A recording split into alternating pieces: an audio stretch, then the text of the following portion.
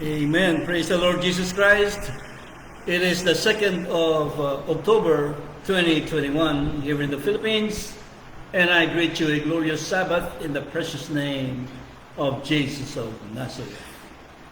Jesus is my head. He is my head, my Lord and my God. Let us pray. Father, in the name of Jesus Christ, bless all the saints that hear this word, that they will be encouraged to hold fast until the end. And as we seek your word, impart us with wisdom and perfect understanding of your glorious revelation. And bless all those who may hear it, and cast out all unbeliefs and doubts, and anoint thy servant, O Lord, in Jesus' name. Amen. Praise the Lord Jesus Christ. You may be seated, brethren. God bless you. Revelation chapter 6, verses 1 to 17, which are the seals, or the wrath of the Lamb. Bilang isang pagsisimula sa ating mensahe, nais kong basahin ang propesiya ni Jesus habang siya ay nasa mundong ito. Ito po ay tungkol sa mga tanda ng mga panahong darating at ng katapusan ng mundo na ipinahayag sa atin sa Mateo 24:3 hanggang 31. Pakinggan niyo pong mainam at unawain sapagkat hindi nagkulang ang ating mahal na Panginoon sa pagbigay sa atin ng kapahayagan patungkol sa muli niyang pagbabalik at katapusan ng sanlibutan ito. Atin pong basahin. Mateo 24:3 hanggang 31. At samantalang siya'y nakaupo sa bundok ng Olivo, ay nagsilapit sa kanya ang mga alagad na nagsisipagsabi, "Sabihin mo sa amin, kailan mangyayari ang mga bagay na ito? At ano ang magiging tanda ng iyong pagparito at ng katapusan ng sanlibutan? At sumagot si Jesus at sinabi sa kanila, mga ingat kayo na huwag kayong maligaw ninuman, sapagkat marami ang magsisiparito sa aking pangalan na magsasabi, ako ang Kristo, at ililigaw ang marami. At makakarinig kayo ng mga digmaan at mga alingaw-ngaw ng mga digmaan. Ingatan ninyo na huwag kayong magulumihanan, sapagkat kinakailangan ito'y mangyari, datapwat hindi pa ang wakas. Sapagkat magsisitindig ang bansa laban sa bansa, at ang kaharian laban sa kaharian, at magkakagutom at lindol sa iba't bandako. Datapwat ang lahat ng mga bagay na ito ay siyang pasimula ng kahirapan. Kung magkagayoy, ibibigay kayo sa kapighatian at kayo'y papatayin. At kayo'y kapupuotan ng lahat ng mga bansa dahil sa aking pangalan. Kung magkagayoy, maraming mga ngatisod at mga kanuluan sa isa't isa at mga kakapuutan ng isa't isa at magsisibangon ang maraming bulaang propeta at kanilang ililigaw ang marami. At dahil sa pagsagana ng katampalasanan, ang pag-ibig ng marami ay lalamig. Datapwat, ang magtitiis hanggang sa wakas ay siyang maliligtas. At ipangangaral ang ebanghelyong ito ng kaharian sa buong sanlibutan sa pagpapatotoo sa lahat ng mga bansa, at kung magagaboy, darating ang wakas. At nagpatuloy si Jesus at pinahayag ang pagdating ng kasuklam-suklam na siyang magiging sanhi ng kawasakan. Ang sabi ni Jesus, kaya nga pagkakita ninyo ng kasuklam-suklam ng pangwasak na sinilita sa pamamagitan ng propeta Daniel na tumayo sa dakong banal. Kung magkagayoy, magsitaka sa mga bundok ang nasa Judea, ang nasa bubungan ay huwag bumaba upang maglabas ng mga bahay sa loob ng kaniyang bahay. At ang nasa bukid ay huwag magbalik upang kumuha ng kaniyang balabal. Datapwat, sa abanan ng nagdadalang tao at nagpapasuso sa mga araw na yaon. At magsipanalangin kayo na huwag mangyari ang pagtakas ninyo sa panahong taglamig o sa Sabat man, sapagkat kung magkagayoy, magkakaroon ng dakilang kapighatian na ang gayoy di pa nangyayari buhat sa pasimula ng sanlibutan hanggang ngayon at hindi mangyari kailanman. At malibang paikliin ang mga araw na iyon, ay walang laman, no flesh, na maliligtas. Datapwat dahil sa mga hinirang, ay paiikliin ang mga araw na iyon. Magkagayoy, kung may magsabi sa inyong sino mang tao, narito ang Kristo o nariyan, huwag ninyong paniwalaan, sapagkat may magsisilitaw ng mga bulaang Kristo at mga bulaang propeta at mga papakita ng mga dakilang tanda at mga kababalaghan. Ano pat ililigaw kung maaari pati ang mga hinirang. So narito pinagpapauna ko ng sinabi sa inyo. Kaya nga kung sa inyo'y kanilang sasabihin, narito siya'y nasa ilang, huwag kayong magsilabas. Narito siya'y nasa silid, huwag ninyong paniwalaan. Sapagkat gaya ng kidlat na kumikidlat sa silanganan at nakikita hanggang sa kanluran. Gayon din naman ang pagparito ng anak ng tao. Saan man naroon ang bangkay, ay doon na nagkakatipon ang mga uwak. At ito ang pinakapalatandaan ng kanyang pagparito muli. Datapwat karakadakang pagkatapos ng kapighatian, ano raw po ito? Pagkatapos ng kapighatian Sa mga araw na iyon ay magdidilim ang araw, at ang buwan ay hindi magbibigay ng kanyang liwanag, at mangangalaglag ang mga bituin mula sa langit, at magsisiyanig ang mga kapangyarihan sa mga langit.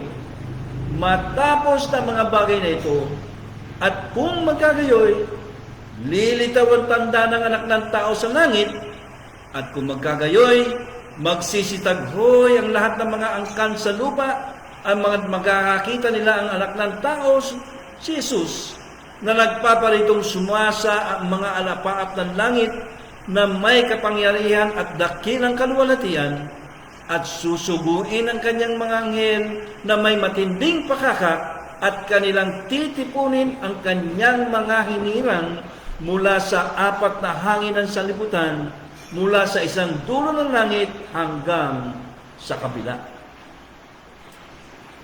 So ano po ang pinakahuling tanda? Ang sabi, immediately after the great tribulation of those days, the sun will be darkened, and the moon will not give its light.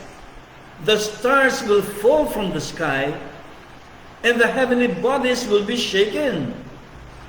Then will appear the sign of the Son of Man in heaven, and then all the peoples of the earth will mourn when they see the Son of Man coming on the clouds of heaven with power and great glory. And he will send his angels with a loud trumpet call, and they will gather his elect from the four winds, from one end of the heavens to the other. Kaya pagkatapos ng kapigatian, ang paglitaw ng ating mahal na Panginoon Jesus Christ. Pagkatapos ng dakilang kapigatian, maliwanag po ba? Pagkatapos ng dakilang kapigatian. So kaya't sino man sa inyo ang nag-aakalang hindi siya makakaranas ng dakilang kapigatian dahil mararapture na raw sila bago pa dumating ang dakilang kapigatian, ay daratnan sila ni Jesus na parang magnanakaw. Daratnan sila ng pagkabigla at kagalumihanan sabagat sila'y hindi handa. Kaya, iniwan ba tayo ni Kristo sa kadiliman tungkol sa kanyang pagparito? Hindi po, mga minamahal. Binigyan tayo ni Kristo ng perpektong pangunawa kahit na siya ay nasa mundong ito. Maliban na lamang kung ikaw ay hindi nakikinig. So kasama sa perpektong pangunawa para sa Iglesyang Kristiyano, ang kaalaman ng perpektong kaligtasan. Perpektong kaalaman at pangunawa sa mga palatandaan ng mga huling araw. Perpektong pangunawa sa pagtatapos ng panahon at ang pagtatapos ng mundo, at ang perpektong pangunawa sa pagtatapos ng lahat ng mga bagay at ang kanyang pangalawang pagdating. So binigyan tayo ng perpektong pangunawa upang magkaroon ng kapangyarihang iladlad ang banal na kasulatan para sa mga pakinabang ng Iglesia sa paraang sang-ayon sa mga apostol at mga propeta upang maunawaan ang mga palatandaan at panahon ng wakas at ang pagbabalik ni Kristo. So nangangahulugan ito na magkakaroon ka ng kapangyarihang malaman kung ano ang dapat nating gawin upang makatakas sa pagkawasak at makapasok sa kaharian ni Kristo. Nangangahulugan din ito na iyong malalaman kung paano ang Ten Commandments at ang pahayag o revelation ni Jesucristo ay sang-ayon sa isa't isa at magkasundo upang maisagawa ang kaligtasan ng kaluluwa ng tao. Ang perpektong pangunawa ay ang regalo sa Iglesyang Kristiyana. Ang Espiritu ni Jesus ay nagtuturo sa Iglesyang Kristiyano ng lahat ng mga bagay na darating at ilalagay ang lahat ng mga bagay sa kanilang pangunawa. Kaya po mga kapatid, kung kayo ay mananatili sa pag-aaral ng revelation ni Jesus Christ, at kung kayo ay makikinig at uunawain ito ng mainam, ito ay isang pagpapala para sa inyo. So, magpapatuloy na po tayo sa aklat ng pahayag. At tayo'y narito ngayon sa Revelation chapter 6. Ang buod o summary ng mga bagay na magaganap sa sanlibutan. Manalangin po tayo kay Jesucristo na ang pangangaral na ito ay magdulot ng katuwiran sa maraming tao. So nais kong ipaunawa na ang pahayag na ito ay para lamang sa katawan ni Kristo. Hindi ito para sa mga pagano. Sino ang mga pagano? Ang mga pagano ay ang mga tinukoy ni Jesus sa Juan 9, Filipos 3 at Revelation chapter 22 verse 15.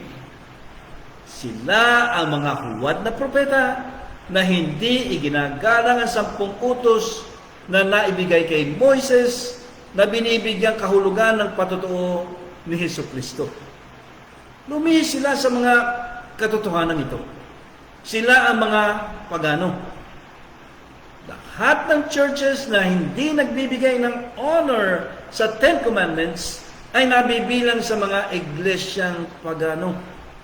Sabagat hindi nila niyayakap ang mga salitang lumabas mismo sa bibig ng malilikha at kanyang ibinaba mismo dito sa lupa doon sa bundok ng Sinai. Isang napakalaking piging na naganap at sinaksihan ng buong kalangitan at bayan ng Panginoon, subalit ang mga pagano ay hindi ito binigyan ng pansin.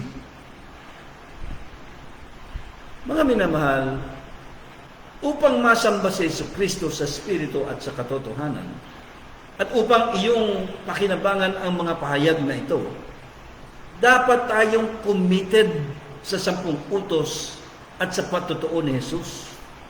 Hindi mo maaaring pakawalan ng isa at hawakan ng iba.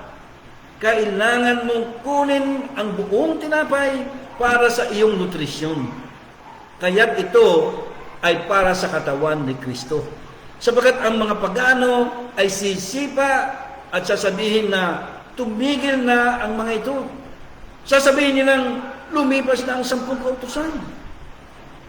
Ngunit kung aking aalalahanin ang sinabi ng Panginoon Jesucristo sa Juan 9:39, sabi ni Jesus, sa paghatol ay naparito ako sa sanlibutan ito upang ang mga hindi nakakakita ay mga kakita at upang ang mga nakakakita ay maging mga bulag. At sa Filipos 3:2, ang sabi po, magsipag-ingat kayo sa mga aso. Magsipag-ingat kayo sa masasamang manggagawa. Magsipag-ingat kayo sa mga pagtutuli. Gayon din po sa Filipos 3:18 at 19. Ang sabi, sapagkat marami ang mga nagsisilakad na siyang madalas na aking sinasabi sa inyo, at ngayon sinasabi ko sa inyo na may pag-iyak na sila ang mga kaaway ng krus ni Kristo, na ang kanilang kahihinatnan ay ang kapahamakan, na ang kanilang Panginoon ay ang tiyan, at ang kanilang kapurihan ay nasa kanilang kahihiyan na nag-iisip ng mga bagay na ukol sa lupa. Sapagat sa Revelation 22 verse 15, ang sabi po diyan, sapagkat nasa labas ang mga aso at ang mga mangangaway at ang mga mapakyapid at ang mga mamamatay tao at ang mga mapagsamba sa Diyos-Diyosan at ang bawat nag-iibig ay gumagawa ng kasinungalingan.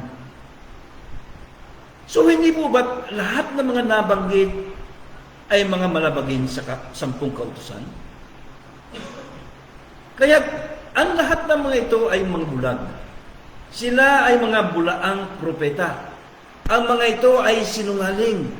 Hindi sila sumunod sa doktrinang Kristiyano na itinaguyod sa Antioch na mga naunang iglesyang Kristiyano. Kaya, paano mo makikilala ang mga bulaang ministro? Sabi po sa Isaiah 8:20, sa kautusan at sa patotoo, kung hindi sila magsalita ng ayon sa salitang ito, tunay na walang liwanag sa kanila. Kaya sukatin ninyo sila sa 10 utos at sa patotoo ni Jesucristo. Kaya malalaman mong huwag magtiwala sa sino man maliban sa turo ni Jesus. Huwag ipagkatiwala ang iyong kaluluwa sa ano pa man maliban sa pahayag ni Jesucristo. At malalaman mo ang revelation sapagat sumusunod sila sa 10 Commandments and the testimony of Jesus Christ. At kapag sinusukat mo ang mga ito sa sukatan na ito, ang tanging nakatayo lamang ay ang 10 utos at ang patotoo ni Jesucristo. At kung makaligtaan nila ang alinman sa mga ito, tumakas ka sa mga bundok sapagkat nasa gitna ka ng mga lobo.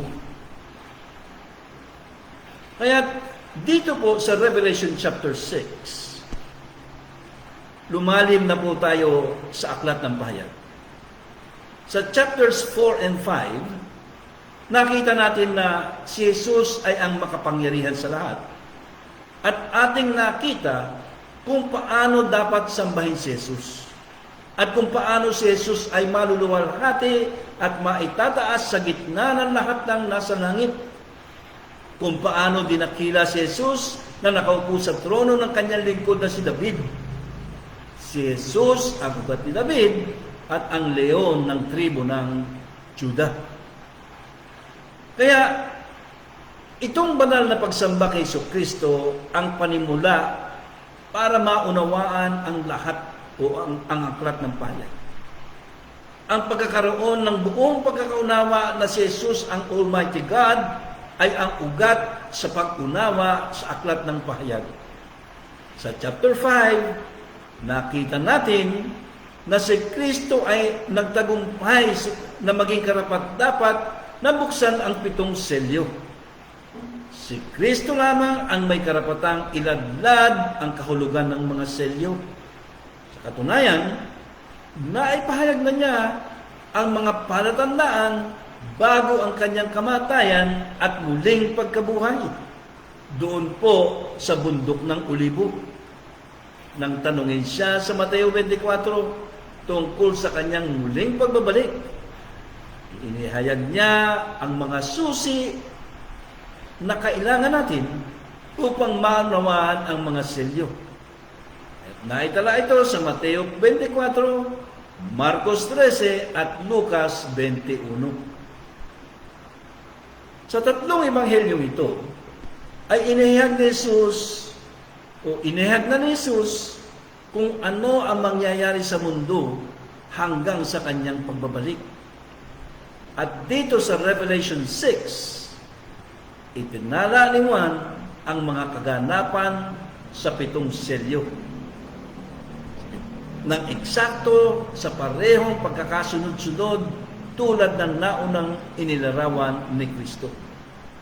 Kaya't kung pakikinggan lamang ng mga Kristiyano ang mga patotoo at pahayag ni Jesus sa Mateo 24, sa Marcos 13 at Lucas 21, kung susundin lamang ng mga Kristiyano ang kanyang sinasabi, kung ang mga Kristiyano ay makikinig lamang sa mga salita ni Jesus, at kung ang mga Kristiyano ay bubuksan lamang ang kanilang mga mata at tenga, at kung maniniwala lamang sila kay Jesus at susunod, sapagat sinabi niya ang mga bagay na ito bago pa siya namatay, sinabi niya sa atin ang mga palatandaan ng katapusan.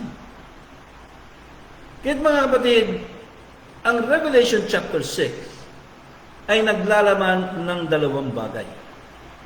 Una, ang propesiya o paglalakad ng paghatol ni Jesus laban sa kasalanan. at ang pag-asa ng korona ng pagkabuhay na maguli para sa Iglesyang Kristiyano.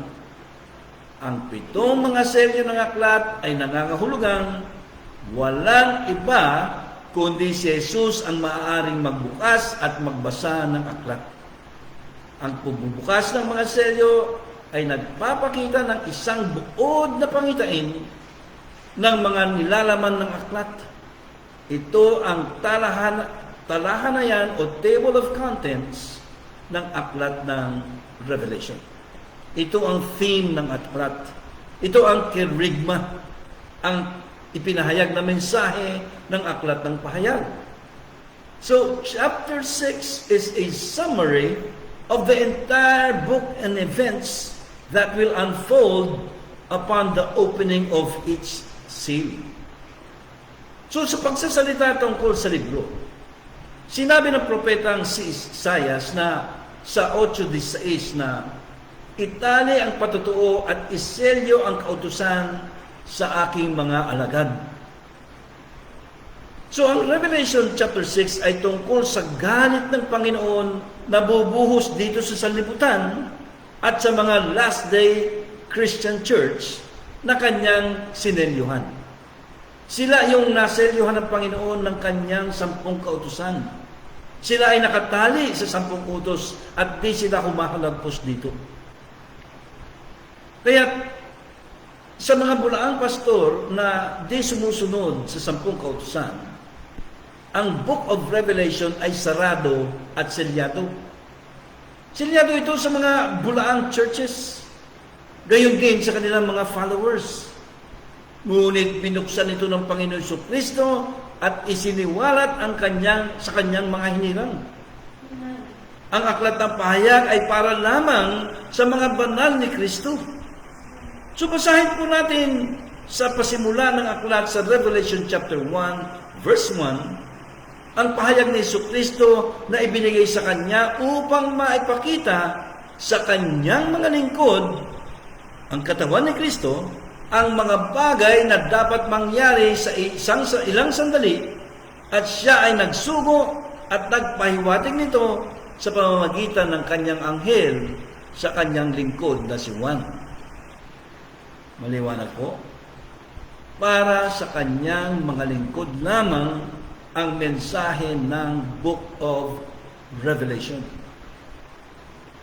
Ngayon, paano kang maging kabahagi ng katawan ni Kristo kung di ka naghahawak sa kanyang mga utos? Mga salitang lumalabas mismo sa kanyang bibig? Paano kang magiging lingkod ni Kristo kung ayaw mong sumunod?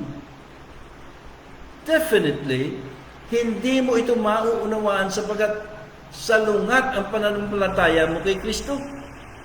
At ang lahat ng nakasulat dito sa Revelation ay magaganap dahil sa kautusan ng Panginoon. Praise the Lord.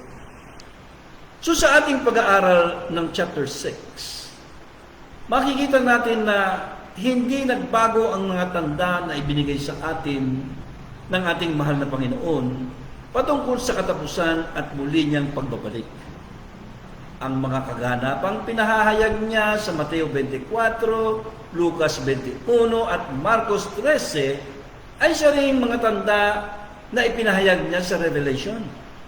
At ngayon ay ating iisa-isahin at ating makikita ang mga visions na nakita ni Juan sa bawat pagbukas ng selyo ng aklat dito sa Revelation chapter 6. At nais kong makinig kayo mainang sapagat ang Revelation 6 ay nagsasalaysay ng mga magaganap sa huling panahon.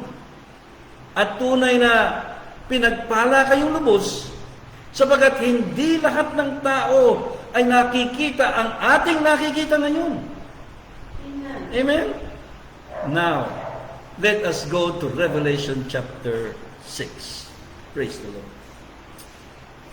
When Jesus broke the first seal, John saw a white horse, but what John is actually seeing is the event of the he-goat of Daniel and then the rise of the Antichrist Basahin po natin.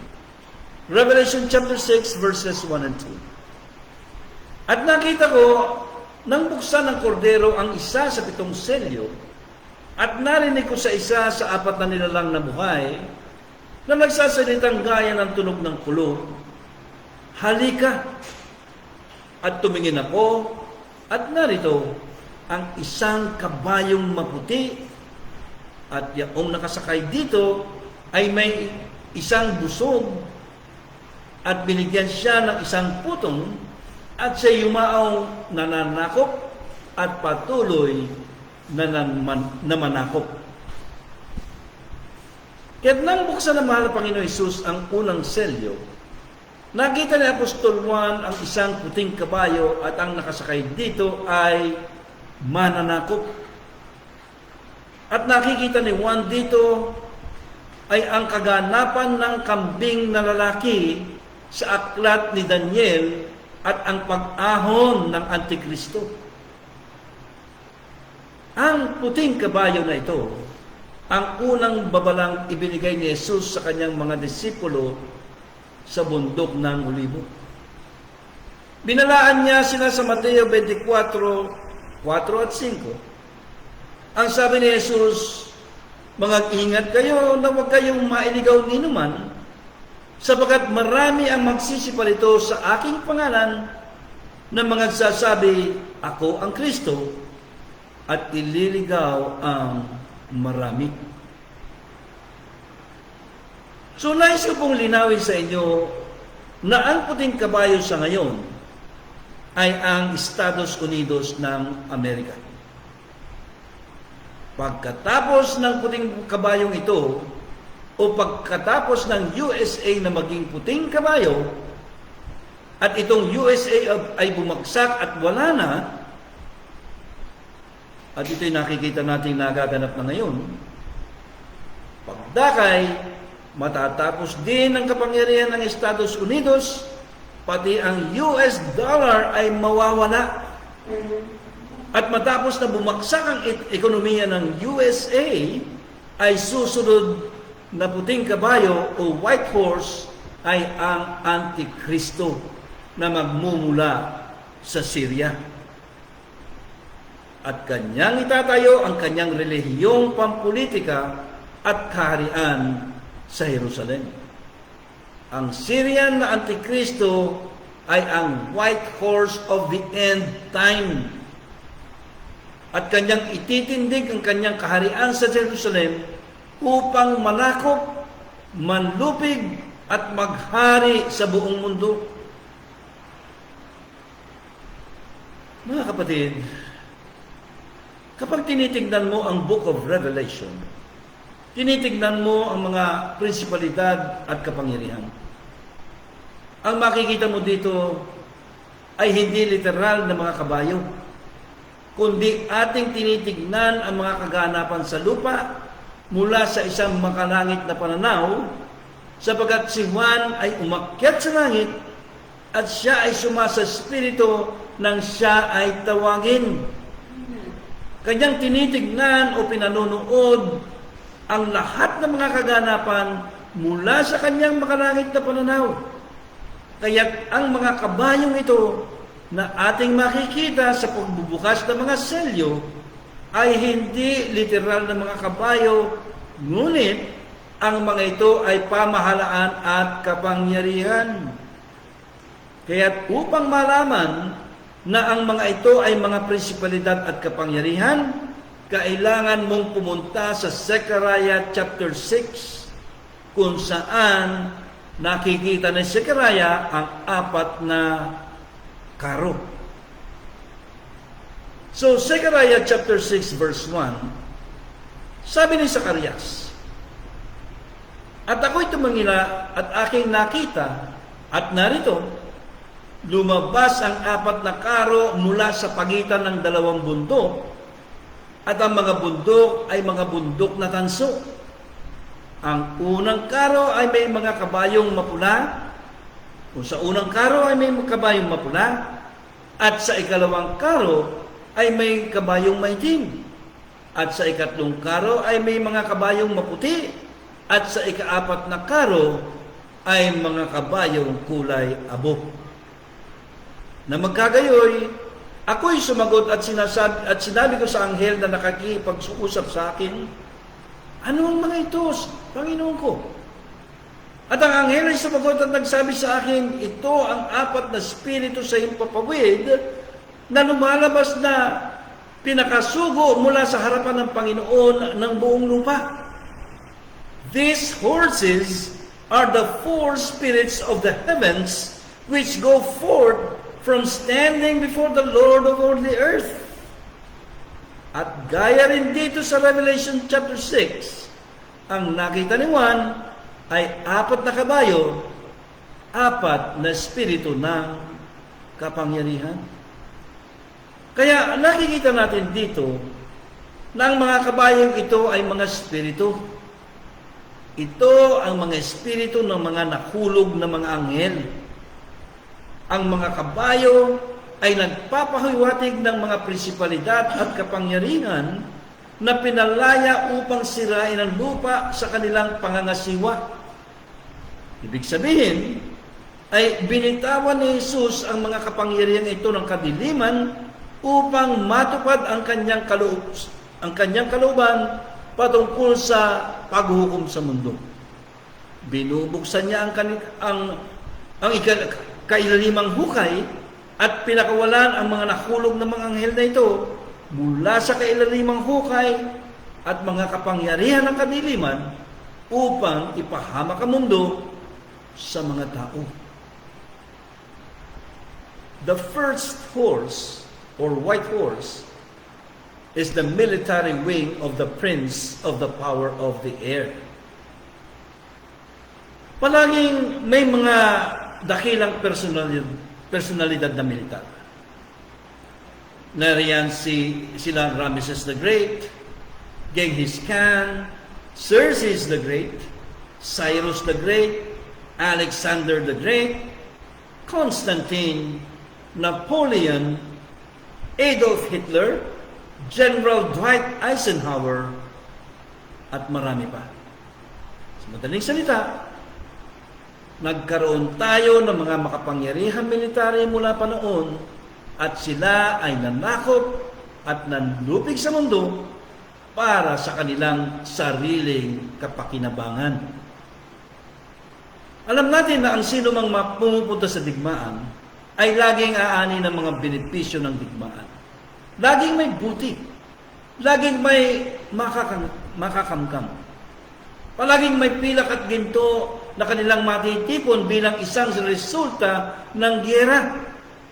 Ang giyera ay palaging sangalan ng mga taong nagtagumpay. Kaya, ang nakikita mo rito sa Revelation chapter 6 verse 1 ay ang unang pagpapakawala ng mga militar na pakpak ng mga presibalidad at kapangyarihan ng kadiliman. So sinasabi natin na ang unang kabayong ito, ang puting kabayong ito, sa ngayon ay ang Estados Unidos ng Amerika. Sapagkat ito ay pagpapatuloy ng higot sa Daniel 6, 8, 10, and 11. Ang Amerika ang higot kay Daniel. Kailangan mong basahin ang mga sinulat at visions ni Daniel. Ngayon, ano po ang batayan ng pagsasabi ng mga puting kabayo na ito sa ngayon ay ang Estados Unidos ng Amerika? Alam niyo mga kapatid, ang Antikristo ay hindi maaaring lumitaw maliban kung ang USA ay nasira, gumuho at natunaw na. Ang ibig kong sabihin ay ang istruktura ng gobyerno ng Amerika at ang mga tao ay mananatili pa rin doon, ngunit magkakaroon ng mga gumagalang magnanakaw at mga uri ng goons at lahat ng mga bagay na yan, walang paraan ng pagbabangko, walang pang internasyonal na komersyo, walang pang edukasyon na institusyon at iba pa. Lahat ng mga yan ay babagsak. mawawala ang power ng Amerika sa kanyang mga estado.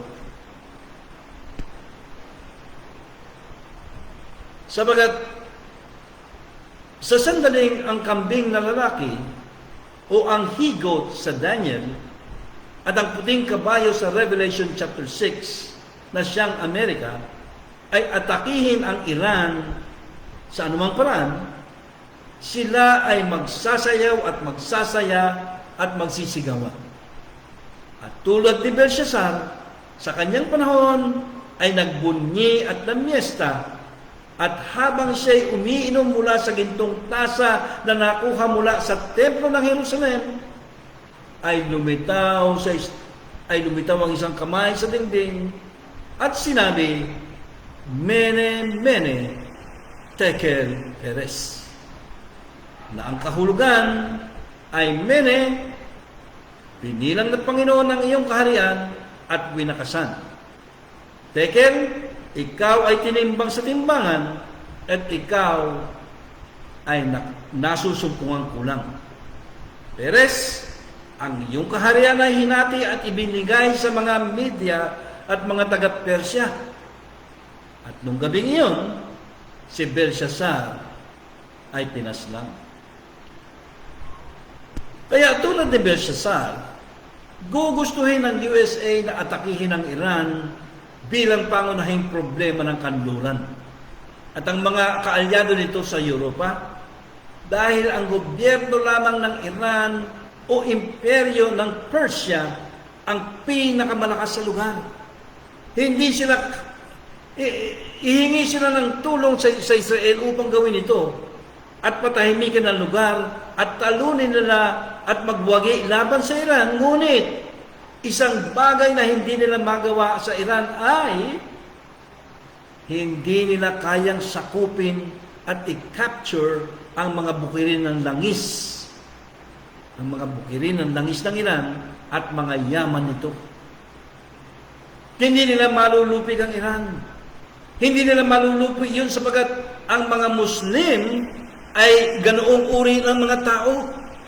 Hindi na sila tulad ng mga nakalipas na panahon kung saan ay nakasakay lang sila sa mga kamelyo at nakatira sa disyerto. Wala nang ganoong disyerto na mga Bedouin ngayon. Ang mga Muslim ay dumating na sa isang anyo at antas ng pagiging sopistikado sa lahat ng bagay. The Muslims have come to a form and level of sophistication that does not allow that. Kaya ang puting kabayo sa ngayon ay ang USA at sa sandaling atakihin ng Amerika ang Iran, mas makabubuti sa iyo na siguruhin tiyakin na ang propesiyang ito ay totoo. Babagsak ang Estados Unidos, masisira ito at mawawala ito. Ang buong sistema ng gobyerno at pampolitika nito ay magiging piraso lamang at walang silbi sa mga mamamayan nito.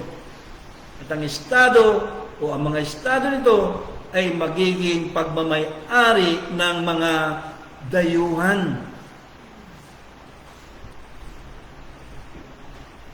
Sinasabi ko po na ang White Horse ngayon ay ang Estados Unidos sapagat makikita mo, ang Antichrist ay hindi talaga maaaring lumabas hanggang sa ang Estados Unidos ay nakagapos na.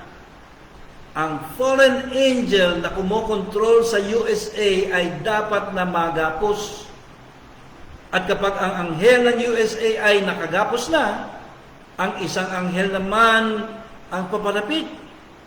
At anghel na ito, o ang anghel na ito, ay magmumula sa kalaliman. Ito ang magiging puting kabayo sa huling panahon, ang Antikristo, ang Syrian Antichrist o ang Syrian Jew na Antikristo na lalabas sa tulong ng Estado ng Israel at ito'y lalabas upang itatag ang kanyang kaharian sa buong mundo. At ang buong kaganapang ito ay makikita natin at mapapatunayan pagdating natin sa Revelation chapter 13, ang pag-ahon ng Antikristo. Ngunit, tingnan nyo ngayon, pagkatapos ng tagumpay ng militar ng Estados Unidos, at sinasabi ko sa iyo na ang US ay dapat atakihin ng Iran, ayon sa Daniel chapter 7 hanggang 11, dahil ang USA ay ang higot mula sa West. Ito ang pinakadakilang kapangyarihan ng militar sa buong mundo ngayon. Ang USA ang pinakamakapangyarihan na militar sa mundo. Ito yung mananakop at patuloy na nananakop sa makatuwid hanggang sa kapangyarihan ng militar na ito ay masira at matunaw, ang Antikristo ay hindi maaaring lumitaw.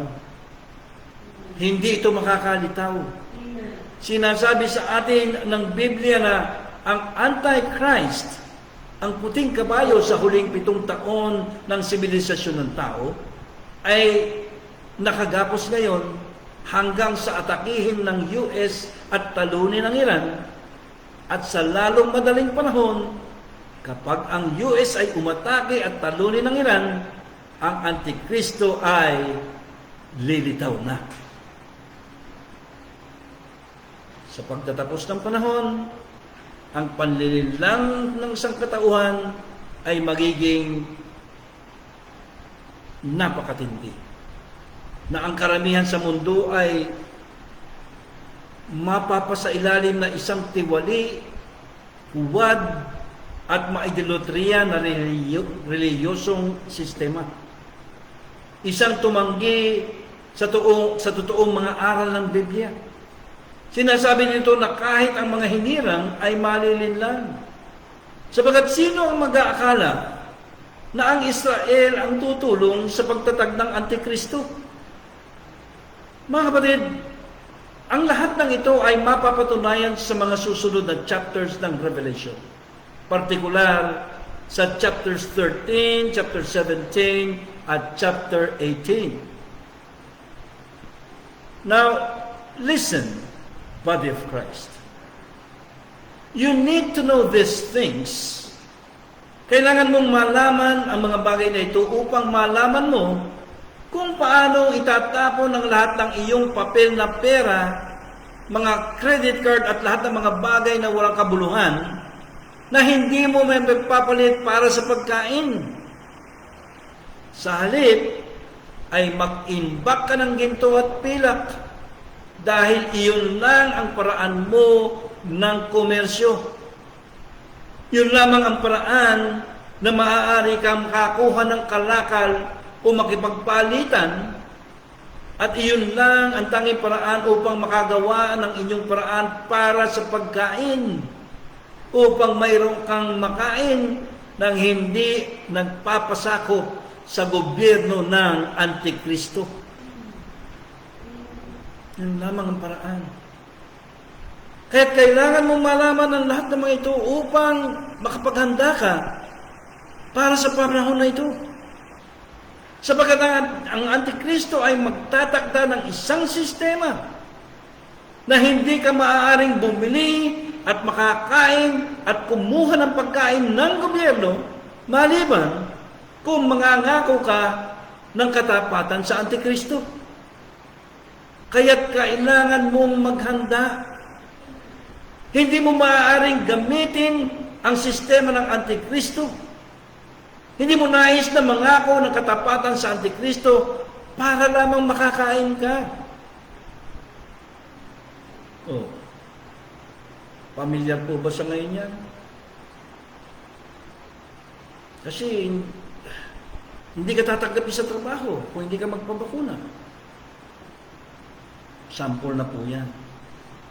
Kaya kailangan nating malaman ngayon kung ano ang mangyayari sa huling panahon.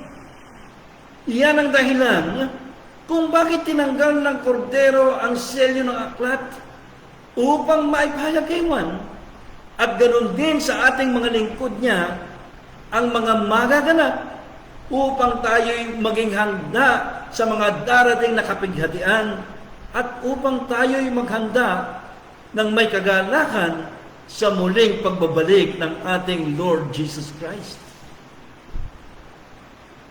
Kaya't napakalaga na buksan ng kordero ang aklat. Sa Isaiah chapter 29, ipinahayag dito ang tungkol sa selyadong aklat na ito. At kahit na sino pang dalubhasa at pinakamatalinong kaisipan at mga huwad na propeta ay hindi ito kayang basahin. Sabagat walang makakapagbukas at makakabasa ng aklat na ito kundi ang ating Lord Jesus Christ.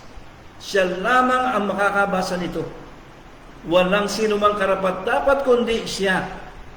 Kaya napakalagang kaisa ka sa bahagi ng katawan ni Kristo.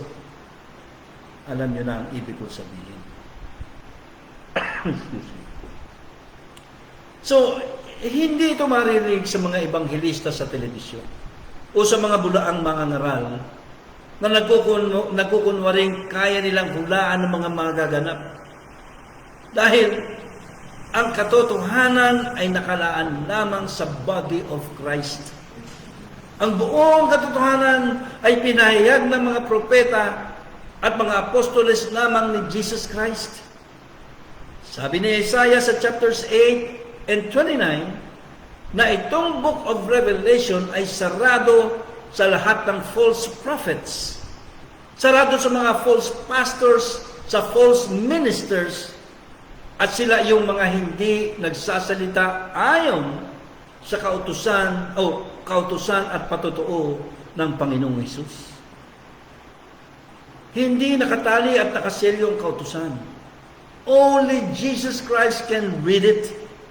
Revelation chapter 22 verse 15 calls these fake impostors of the Christian faith, these dogs, sorcerers, murderers, idolaters, warmongers, and liars, mga walang karapatang magsipasok sa banal na syudad at kumain sa puno ng buhay. Sabi ni Pablo, magsipag-ingat kayo sa mga aso. Mga asong di makatahol, di marunong magbigay ng babala, di marunong magbigay ng warnings, ng rebuke.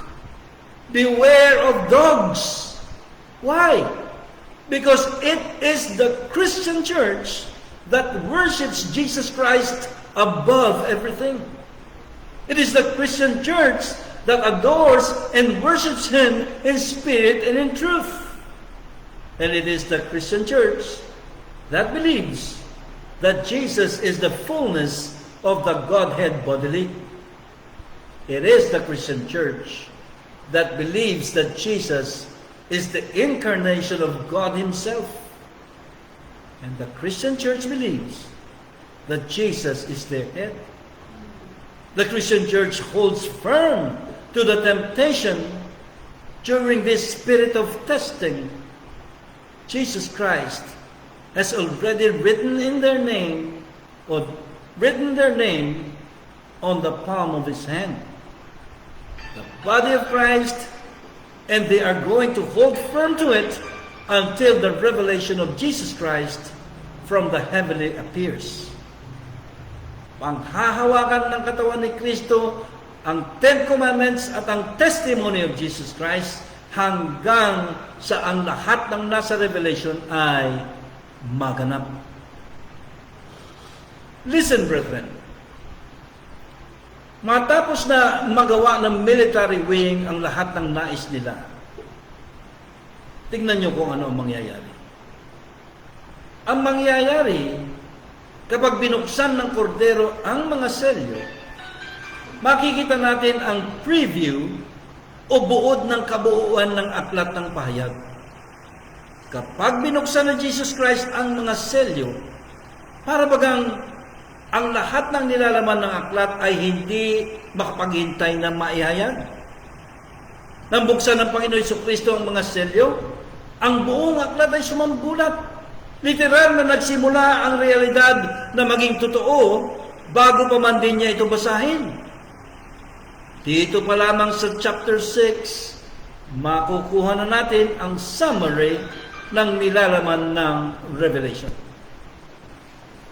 When Jesus opens the seals, we get to see a preview of the entire book of Revelation. When Jesus opens the seals, it is as if the whole content of the book could not wait to be revealed. And when Jesus opens the seals, the entire book bursts forth and begins coming literally true to reality even before he reads it.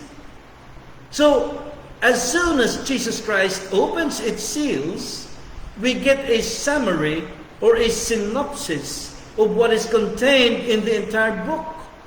We get a table of contents. John gets the summary of what will happen in the entire book as soon as Jesus opens the seals. Binuksan ng kordero ang unang selyo, first seal, at nakita ni Juan ang isang puting kabayong mananakop at patuloy na nananakop. Ito sa ngayon ang Estados Unidos ng Amerika. Kasama ang ilang kakamping mga kanlurang bansa at sa pag-uudyok ng Israel, lulupigin nito ang Iran at magwawagi. Sila'y magbubunyi, subalit matapos ang kanilang tagumpay laban sa Iran, ang USA ay babagsak. Ito'y hindi na magiging puting kabayo, sapagat matapos nitong bumagsak, ay magkakaroon po ng pagkakataon ang isang maliit na sungay na umahon, ang Antikristo na isang Syrian Jew, isang Syrian king. At ito na ngayon ang papalit na maging puting kabayo na mananakop at itatatag niya ang kanyang kaharian sa tulong ng Israel ng false Jewish prophet sa Jerusalem. At siya'y maghahari sa buong mundo. Bakit puti ang kabayo? Sapagat ito ang first warning ni Kristo nang tanungin siya ng mga alagad. Panginoon, ano ang tanda ng iyong muling pagbabalik at ang katapusan ng mundo? Ang sagot ng mahal na Panginoon Jesucristo, Mag-ingat kayo na huwag kayong mailigaw ni numan, sapagkat marami ang magsisipalito sa aking pangalan na namang nagsasabi, ako ang Kristo, at ililigaw ang marami. Puting kabayo, isang impostor na reliyosong nilalang at pamahalaan. Muli, sabi niya patungkol sa Antikristo, kaya nga, pagkakita ninyo ng kasuklam-suklam na pangwasak na sinalita sa pamamagitan ng Propeta Daniel, na tumayo sa dakong banal. Kung magkagayoy, magsita ka sa mga bundok ang mga nangasakot Judea. So ano po ba ang dakong banal na tatayuan ng Antikristo? Walang iba kundi ang Jerusalem, kung saan dapat ito ay holy place ng ating Lord Jesus Christ. Kaya dapat maunawaan ng bumabasa kung bakit pinatatakas sa bundok ang mga taga-Judea sa pagtindig ng Antikristo. Sapagkat ang Antikristo ay matatatag sa Jerusalem at lahat ng Hudyong sumasamba kay Kristo ay unang uusigin sa dakong iyon. Sa Jerusalem, ang dakong banal. Ito ang babala ng ating Panginoon Jesus patungkol sa Antikristo sa Mateo 24. Kaya, Alam nyo, kaya nga pagkakakita ninyo ng kasuklam-suklam na pangwasak na sinalita sa pamamagitan ng propeta Daniel, na tumayo sa dakong banal, kung magagayoy magsitakas sa mga bundok ang nangasa Judea. Ang nasa bubungan ay huwag bumaba upang maglabas ng mga bahay sa loob ng kanyang bahay. At ang nasa bukid ay huwag magbalik upang kumuha ng kanyang balabal. Datapwat sa aba ng nagdadalang tao at nagpapasuso sa mga araw na iyon. At magsipanalangin kayo na huwag mangyari ang pagtakas ninyo sa panahong taglamig o sa Sabat man, sapagkat kung magkagayoy, magkakaroon ng dakilang kapigatian na ang gayoy di pa nangyayari buhat sa pasimula ng sanlibutan hanggang ngayon at hindi mangyayari kailanman. At malibang paikliin ang mga araw na yon ay walang laman na makakaligtas. No flesh shall be saved. Datapot dahil sa mga hinirang ay paiikliin ang mga araw na iyon. At kung magkagayon, kung may magsabi sa inyong sino mang tao, narito ang Kristo o nariyan, huwag ninyong paniwalaan, sapagkat may magsisilitaw na mga bulaang Kristo at mga bulaang propeta at mga papakita ng mga dakilang tanda at mga kababalaghan. Ano pat ililigaw kung maaari, pati ang mga hinirang. Pati kayo. So dalangin ko po na inyong maunawaan at matanggap ang pahayag ni Kristo. Manatili kayo sa akin sa pag-aaral ng aklat ng pahayag at sa susunod na Sabat at ating makikita kung ang susunod na magaganap sa pagbubukas ng pangalawang selyo or the second seal. Listen, body of Christ.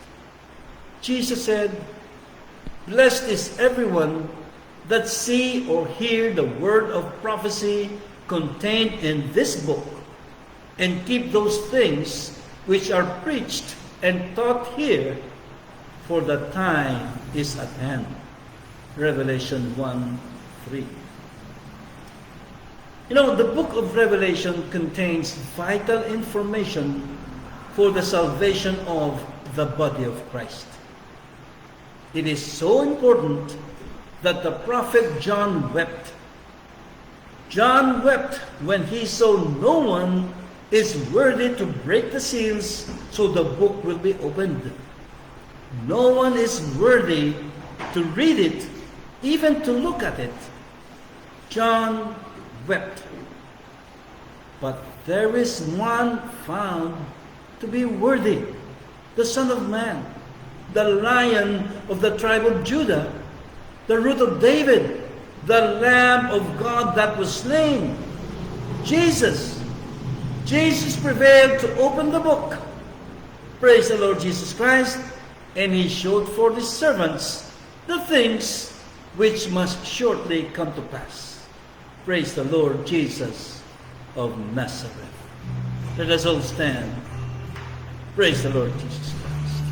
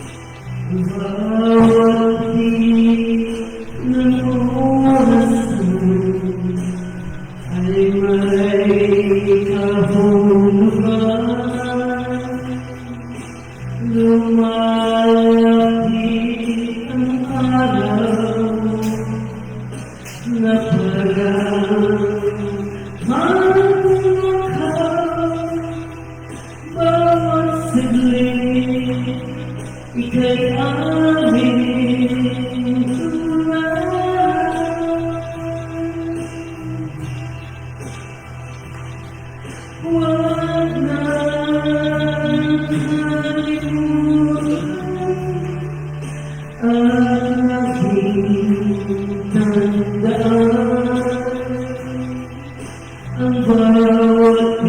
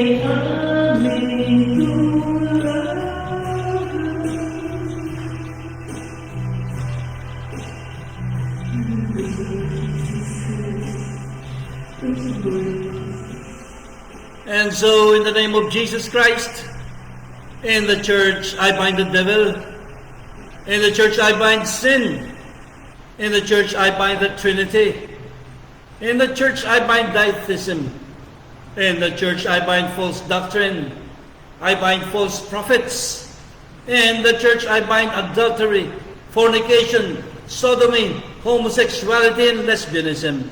In the church I bind all transgression against the Ten Commandments, disobedience, witchcraft, uncleanliness, drug addiction.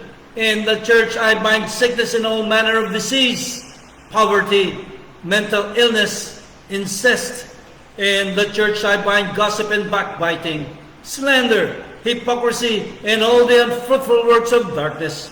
In the church I bind every manifestation of Satan, for Christ built his church upon the apostles' doctrine, and the hound dogs and demons of hell shall not prevail. So in the church I lose righteousness, justification, redemption, and wisdom. In the church I lose sanctification, joy, peace, love, and brotherly kindness. In the church I lose the Holy Spirit in the apostles' doctrine. The apostles' gospel sets loose steadfastness, a sound and stable mind. The apostles' gospel sets loose a good conscience, peace, and health. The apostles' gospel sets loose blessings. Blessings in the church, blessings in the soul, blessings in the spirit, blessings in the mind and body, blessings in the marriage, blessings in the family, blessings in the field, blessings in the storehouse, blessings in the pocketbook. I lose sanctification, holiness, and blessings. The apostles' gospel sets loose strong faith in Jesus Christ. In the body of Christ, I bind the powers of darkness and loose the powers of the Holy Spirit. In the name of Jesus Christ, receive the Spirit of the living God. I just feel like something good is about to happen. I just feel like something good is on its way. He has promised that he'll open all